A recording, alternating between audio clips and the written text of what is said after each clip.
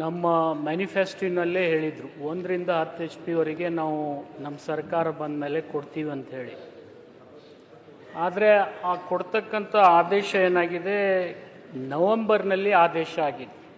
ಆ ಮೇಕ್ಕಿಂತಲೂ ಪೂರ್ವದಿಂದ ಮತ್ತು ನವಂಬರ್ವರೆಗೆ ಇರ್ತಕ್ಕಂಥ ಜನರೇನಿದ್ದಾರೆ ಆ ಬಿಲ್ಲನ್ನು ಅವರೇ ಬರೆಸ್ಬೇಕು. ಕೇವಲ 20 ಅಥವಾ 30 ಕೋಟಿ ಅಷ್ಟೇ ಅಲ್ಲ ಮೇಡಮ್, 120 ಕೋಟಿ ಮನ್ನಾ ಮಾಡ್ತಾ ಇದ್ದೀವಿ ನಮ್ಮ ಸರ್ಕಾರದಿಂದ 1ರಿಂದ 10 HP ವರೆಗೆ. ಪುನಃ 1ರಿಂದ 10 HP ಆದಮೇಲೆ 10ರಿಂದ 20 HP ಅವರು ಕೂಡ ಬಂದರು. ಅವ್ರಿಗೂ ಕೂಡ ನಾವು ₹1.25 ಮಾತ್ರ ಚಾರ್ಜ್ ಮಾಡ್ತಾ ಇದ್ದೀವಿ. ಸೊ ನಿಮ್ಮ ತಿಳುವಳಿಕೆ ಪ್ರಕಾರ 10ರಿಂದ 20 ಕೋಟಿ ಅಲ್ಲ, 120 ಕೋಟಿ ಸರ್ಕಾರಕ್ಕೆ ಹೊರೆ ಆಗ್ತಾ ಇದ್ರೂ ಕೂಡ ಇದನ್ನು ಭರ್ಣಾ ಮಾಡಿ ನಾವು ಕೊಡ್ತಾ ಇದ್ದೀವಿ ಅಧ್ಯಕ್ಷ. ಅವ್ರ ಮೇನ್ ಪ್ರಶ್ನೆ ಏನಂದರೆ, ನಮ್ಮ ಸರ್ಕಾರ ಬರೋಕ್ಕಿಂತ ಪೂರ್ವದಲ್ಲಿ ಮತ್ತು ಬಂದ ಮೇಲೆ 6-7 ತಿಂಗಳು ಏನಿದೆ ಆ ಹಣವನ್ನು ನೇಕಾರರೇ ಬರೆಸಬೇಕು ಅಂತಕ್ಕಂಥದ್ದು ಆದೇಶದಲ್ಲಿದೆ. ಅದಕ್ಕೆ ಅದನ್ನು ವಸೂಲಿ ಮಾಡ್ತಾ ಇದ್ದಾರೆ. ಅದನ್ನು ಮಾಡಬೇಡಿ ಅಂತೇಳಿ ಸಿದ್ದು ಸೌದಿ ಅವರು ಕೂಡ ಬಂದಿದ್ದರು. ಅದನ್ನು ನನ್ನ ಕಡೆ ಕಷ್ಟ. ಅದು ಸರ್ಕಾರದ ಆದೇಶ ಏನಿರ್ತದೆ ಪ್ರಾಸ್ಪೆಕ್ಟಿವ್ ಆಗ್ತದೆ, ರೆಟ್ರಾಸ್ಪೆಕ್ಟಿವ್ ಆಗೋದಿಲ್ಲ. ಹಿಂದಿನಿಂದ ಎಲ್ಲ ಸೇರಿಸಿ ಮಾಡೋಕ್ಕಾಗೋದಿಲ್ಲ. ಯಾವ ದೇಶನಿಂದ ಯಾವ ತಾರೀಕಿನಿಂದ ಆದೇಶ ಮಾಡಿರ್ತೀವೋ ಅಲ್ಲಿಂದ ಮಾತ್ರ ಅದು ಜಾರಿಗೆ ಬರ್ತದೆ. ಆ ಹಿನ್ನೆಲೆಯಲ್ಲಿ ಇದು ಕಷ್ಟ ಆಗ್ತದೆ ಹಿಂದಿಂದ ನನಗೆ ಮನ್ನಾ ಮಾಡಿಸೋದು.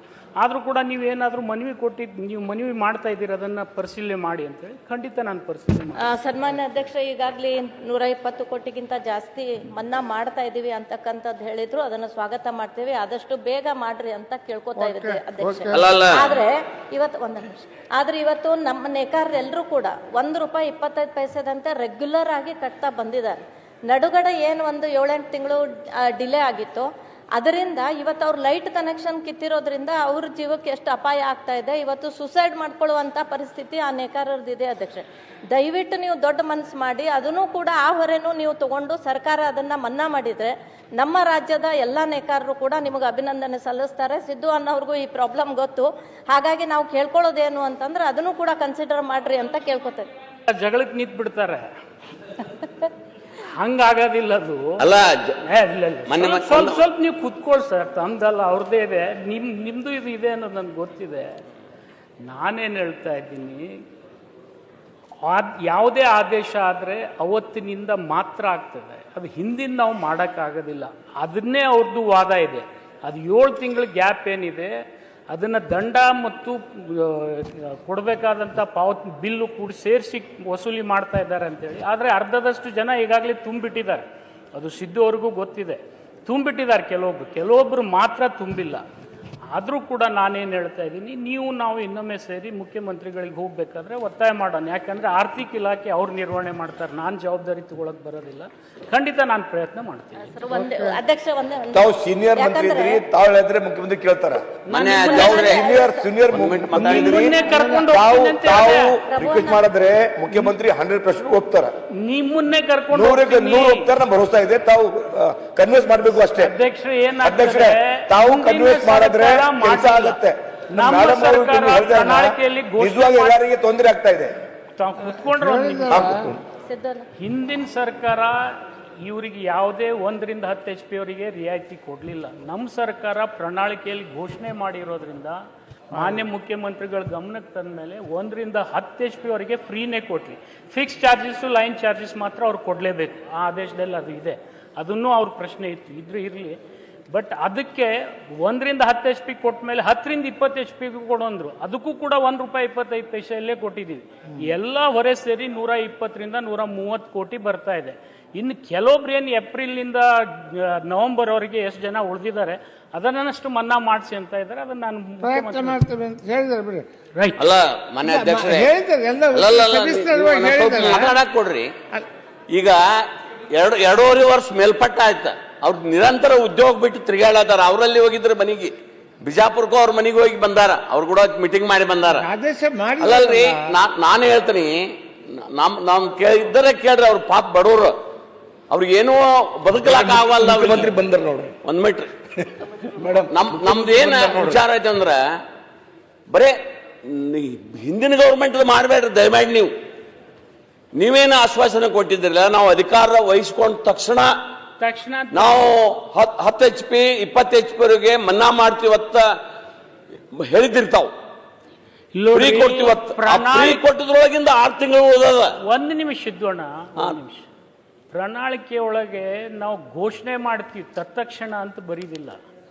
ನಿಮ್ಮ ಪ್ರಣಾಳಿಕೆನೂ ಹಾಗೆ ಇರ್ತದೆ, ನನ್ನ ಪ್ರಣಾಳಿಕೆನೂ ಹಾಗೆ ಇರ್ತದೆ. ಆದರೆ ನಾನೇನು ಹೇಳ್ತಾ ಇದ್ದೀನಿ, ನಾವು ಇಂಪ್ಲಿಮೆಂಟ್ ಮಾಡಬೇಕಾಗಿದ್ದು ಒಂದು 5-6 ತಿಂಗಳ ನಂತರ ಮಾಡಿದ್ದೀವಿ. ಅದು ಪ್ರಾಸ್ಪೆಕ್ಟಿವ್ ಆಗ್ತದೆ, ರೆಟ್ರಾಸ್ಪೆಕ್ಟಿವ್ ಆಗೋದಿಲ್ಲ.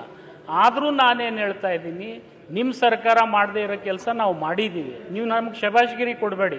6 ತಿಂಗಳದ್ದು ಏನದ ಅದು ಬಿಡಿಸೋದಿದೆಯಲ್ಲ, ನಾನು ನೀವು ಸೇರಿ ಪ್ರಯತ್ನ ಮಾಡೋಣ. ದಯಮಾಡಿ ಸನ್ಮಾನ್ಯ ಅಧ್ಯಕ್ಷ, ಮುಖ್ಯಮಂತ್ರಿ ಅವರು ಬಂದಾರ, ಬಂದ್ರೆ ಆಯ್ತು. ಅವರು ಬಂದಾರ, ನೀವು ಅವ್ರಿಗೆ ಹೇಳ್ರಿ, ನಾವು ವಿನಂತಿ ಮಾಡ್ಕೋತೀವಿ. ನೀವೇ ನೀವು ಅವ್ರಿಗೆ ತುಂಬಲಾಕ ಸಾಧ್ಯ ಇಲ್ಲ ರೀ ಸರ್. ಉದ್ಯೋಗ ಬಂದಾಗತ್ತೆ ಅವ್ರದ್ದು. ಅರ್ಥ ಮಾಡ್ಕೊಳ್ಳಿ. ಬಿಜೆಪಿ ಸರ್ಕಾರ ಏನ್ ಮಾಡಿದ್ರು ಬಿಜೆಪಿ ಸರ್ಕಾರ ಇದ್ದಾಗಲೂ ರಿಯಾಯಿತಿ ವಿದ್ಯುತ್ ಕೊಡ್ಲಾಕ್ ಪ್ರಾರಂಭ ಮಾಡಿದ್ದ ಯಡಿಯೂರಪ್ಪನವ್ರು. ಬಿಜೆಪಿ ಸರ್ಕಾರ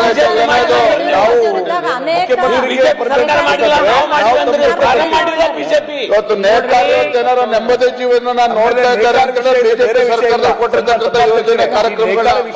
ಈಗ ನಾನು ಹೇಳ್ತಾ ಇದ್ದೀನಿ, ಮುಖ್ಯಮಂತ್ರಿಗಳ ಹತ್ರ 6-7 ತಿಂಗಳದ್ ನಮ್ಗೇನ್ ಬಾಳ್ ಹೊರೆ ಅಲ್ಲ. ನಾನು ಹೋಗಿ 20 ಕೋಟಿ ಬರೀ 20 ಕೋಟಿ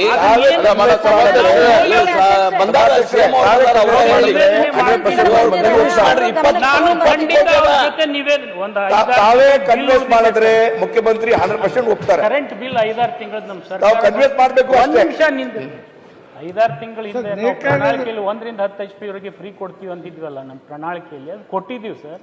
ಆದ್ರೆ ಅದು ನಾವು ಮೇನಲ್ಲಿ ಸರ್ಕಾರ ಬಂದ ಮೇಲೆ ನವೆಂಬರ್ವರೆಗೆ ಚಾರ್ಜಸ್ ಆಗಿದೆ. ಆ ನವೆಂಬರ್ದಲ್ಲಿ ಮೇ ಟು ನವೆಂಬರ್ ಎಷ್ಟು ಒಂದು 4-5 ತಿಂಗಳದಿದೆ, ಅದನ್ನಷ್ಟು ಬಿಟ್ಕೊಡಿ ಅಂತ ಹೇಳ್ತಾರೆ. ಮನೆ ಸಭಾಧ್ಯಕ್ಷ ಹೇಳಿದ್ದೀನಿ, ಮುಖ್ಯಮಂತ್ರಿ ಆದ್ರೆ ಓಕೆ. ಸಮಸ್ಯೆ ಬಗ್ಗೆ ಇರ್ಬೇಕು, ಇದ್ರಾಗ ರಾಜಕಾರಣ ಮಾಡ್ಬಾರ್ದು. ರಾಜಕಾರಣ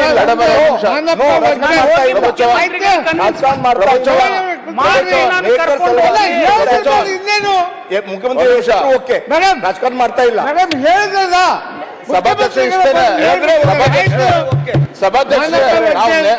ನೇಕಾರ ವಿಚಾರದಲ್ಲಿ ರಾಜಕಾರಣ ಮಾಡೋ ಪ್ರಶ್ನೆ ಇಲ್ಲ. ನಾವೇನ್ ಅದ್ರ ನಮ್ಮ ವಿನಂತಿ ಇಷ್ಟೇ ಸ್ವಾಮಿ. ನಮ್ಮ ಸಭಾಧ್ಯಕ್ಷ ನಮ್ಮ ವಿನಂತಿ ಇಷ್ಟೇನೆ, ನೇಕಾರ ವಿಚಾರದಲ್ಲಿ ಚೌಕಾಸಿ ಮಾಡುವಂತದ್ದು ಬೇಡ. ಈಗಾಗಲೇ ಸಂಕಷ್ಟದಲ್ಲಿದ್ದಾರೆ. ಅದೇನು ಇನ್ನು 5-6 ತಿಂಗಳು ಏನ್ ಮಾಡ್ಬೇಕು ಅದನ್ನ ಸೇರಿಸ್ಕೊಂಡು ಅದನ್ನ ಇಂಪ್ಲಿಮೆಂಟ್ ಮಾಡ್ಲಿ, ಅಷ್ಟೇ ಮಾಡಿ ಅಂತ ವಿನಂತಿ ಮಾಡ್ತಾ ಇರುವಂತದ್ದು. ಅವರೆಲ್ಲ ಸಣ್ಣ ನೇಕಾರರಿದ್ದಾರೆ